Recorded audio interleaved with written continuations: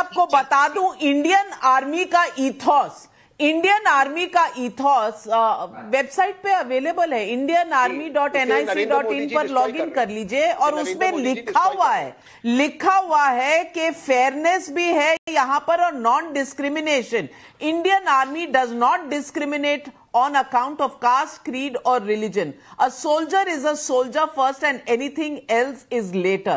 और सर्वधर्म संभाव से किस तरह से आर्मी में होता है, ये तस्वीरें हम आपको दिखा देते हैं। ये तस्वीरें आपकी स्क्रीन पे चल रही हैं कि यहाँ पे पूजा भी होती है, यहाँ पे नमाज भी पढ़ी जाती है, यहाँ पर कोई क्रिश्चियन भी आ सकता है, धर्म संभाव चलता है। लेकिन ये आपके जहन में, आपके दिमाग में हर चीज इतनी बटी हुई है। शहजाद पूनावाला जी, इसका कारण क्या है, ये जरूर बता दीजिए। देखिए, मैं बताता हूँ। जाखी रही भावना जैसी, प्रभु मूरत देखी तिन तैसी।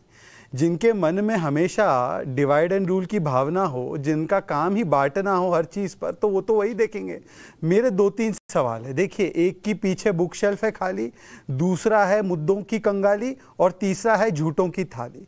ये देखिए, अनुराग जी के पीछे बुक शेल्फ तो है पर वो खाली है। इसी तरीके से इनके सारे कंटेंट भी खाली है। मैं आपको बस 2-3 बातें बताता हूँ।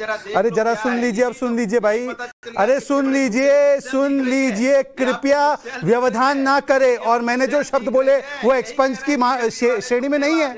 एक्सपंज की श्रेणी में है क्या? आपका बुक शेल्फ खाली होना, इनकी मुद्दों की कंगाली होना और झूठों की थाली होना, ये एक्सपंज की श्रेणी में नहीं है। अच्छा नाविका जी, थोड़ा संरक्षण दे दीजिए ना। नाविका जी, संरक्षण दे दीजिए। पहले एक विज्ञापन वाले बैठे हैं और दोनों ये बैठे हैं। आप कैसे मैं जवाब दूं सबका? विज्ञापन प्लस ये 2 पार्टियां। शहजाद पूनावाला बोल लें, शहजाद पूनावाला बोलने में आपको पूरा समय दूंगी, मैं आपको पूरा समय दूंगी। आप जरूर उनकी जो भी टिप्पणी देना चाहते हैं आप जरूर दीजिएगा। पर इस वक्त शहजाद पूनावाला बोल रहे हैं, उनको मैं 45 सेकंड का समय देती हूं और आपके लिए मेरी गुजारिश है 1, 2, 3 गिनूंगी और उसके बाद आपको म्यूट करूंगी जब तक शहजाद अपनी बात पूरी ना कर लें। देखिए, जी शहजाद, जनता ने ही म्यूट कर दिया है बहुत वर्षों से। अब देखिए मैं क्या बोल रहा हूं। देखिए, ये तहसीन पूनावाला यहाँ पे आते हैं, कांग्रेस का स्टैंड जो होता है उसके उलट ही बोलते हैं। पर मैं उनसे पूछना चाहता हूं, जो आर्मी कह रही थी OROP दो 42 साल नहीं दिया, 500 करोड़ रुपए देकर भाग गए। नेशनल वॉर मेमोरियल बनाओ, 50 नहीं बनाया। CDS दो, 10 साल CDS नहीं बनाया।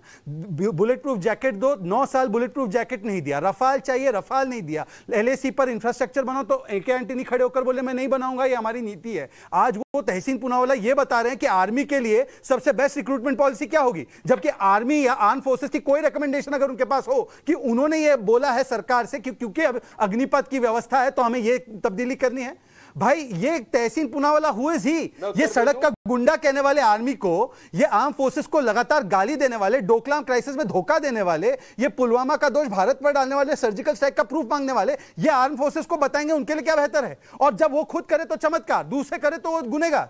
मतलब ये तर्क तो कतई माने नहीं जा सकता। दूसरी बात, मैं दिलीप जी का बड़ा आदर करता हूं। दिलीप जी यहां पर अब मुझे बताएं, केवल इतना बताएं, संजय सिंह का एक वाक्य कि ये पहली बार भारत में यह व्यवस्था की जा रही है, क्या यह फैक्चुअल पटल पर सही है या ये फैक्चुअल पटल पर गलत है? अब इसको स्पिन मत दीजिए कि 75% को इस प्रकार से निकालेंगे। ये तो ऐसा तर्क हो गया कि चाची की मूंछ होती तो चाचा होते, ये चाची की मूंछ होती तो चाचा होते वाला तर्क मत दो। 75% वाला तर्क मत दो। मुझे बताओ कि रिक्रूटमेंट की स्कीम में पहली बार क्या ये कास्ट सर्टिफिकेट मांगा जा रहा है, जैसे संजय सिंह जी एक सांसद बता रहे हैं?